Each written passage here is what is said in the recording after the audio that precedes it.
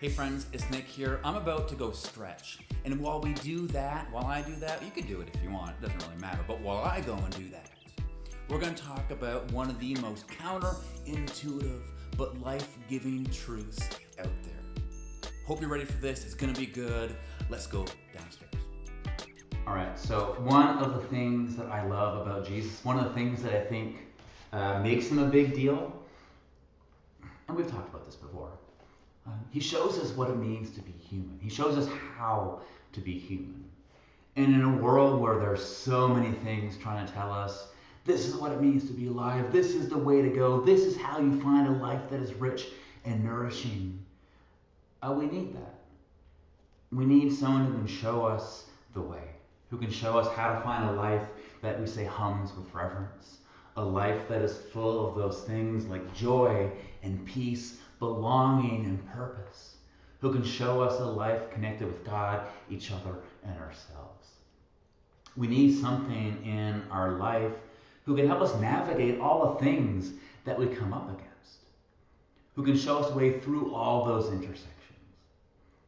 Because one of the things is, and again, we've talked about this before, one of the truths we hold on to in our tradition is that everything is spiritual.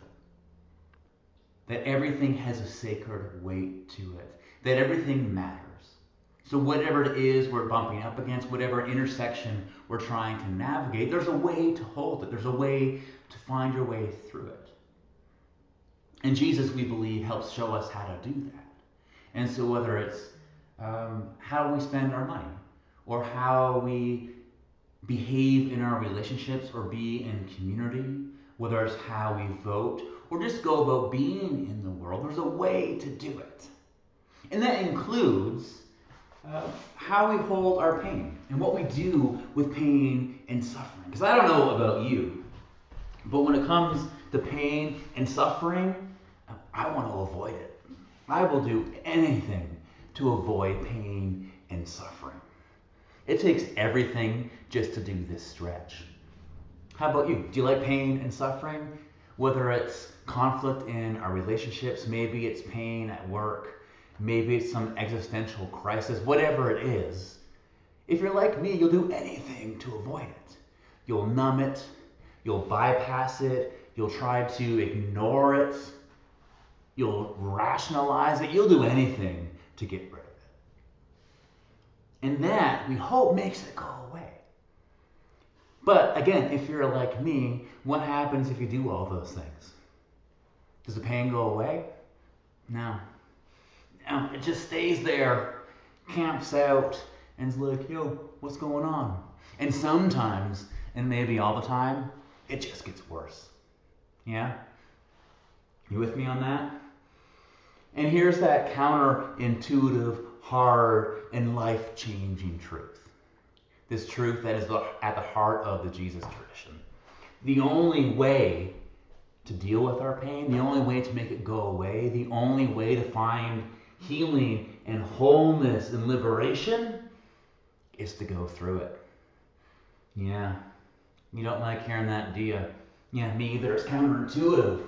It's hard. It doesn't make much sense.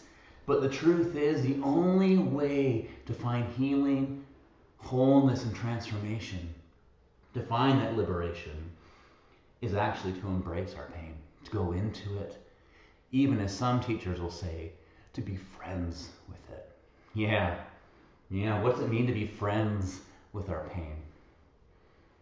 Well, it means to name it, to be able to say it out loud, to be able to stare at it, to sit with it, and even, and here's the hard part, even to love it. Yeah, we're called to love our pain. And that doesn't mean love why we're in pain. That doesn't mean to love the trauma and abuse that we may have experienced. But it is to pay attention to it. It is to treat it tenderly and graciously. It is to want to resolve it, to hear it.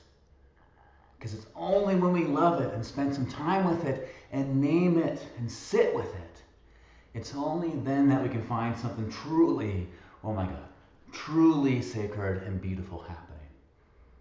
And then we find some space opening up. is then we find the burden getting a bit lighter. It's then we find some connection with others, some empathy. And it's then, in that space, in that peace, in that connection, that we can find this voice, this God within us that says, I'm with you. You're not alone. Keep moving, keep going.